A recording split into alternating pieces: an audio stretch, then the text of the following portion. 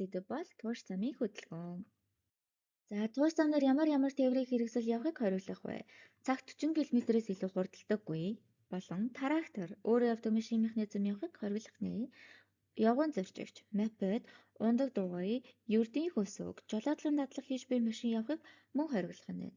За тэгвэл ямар үйлдэл хийхийг хориглох вэ?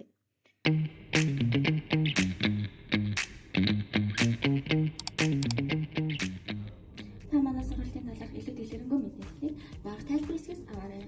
За буцаж эргэх, ухрах үйлдэл хийхийг хатуу хориглоно.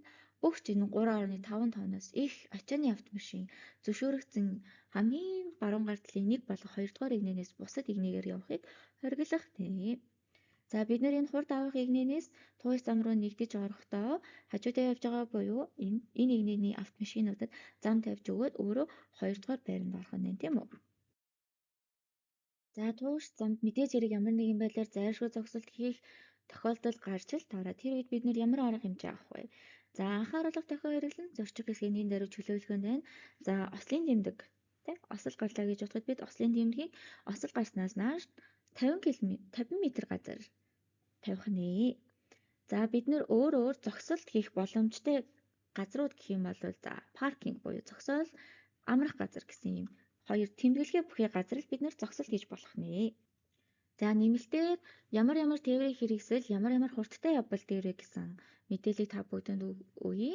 За механицын тээврийн хэрэгслийг чирж байгаа буюу нэг машин нөгөөгөө чирж явж байгаа тохиолдолд 40 км цагийн хурдтай явах нь хүүхдийг зохион байгуулалтад тээвэрлж байгаа авто тээврийн хэрэгсэл маань 50 км цаг, мотоцикл болон чиргүүл чирж явж байгаа автомашин маань 80 км цагийн хурдтай.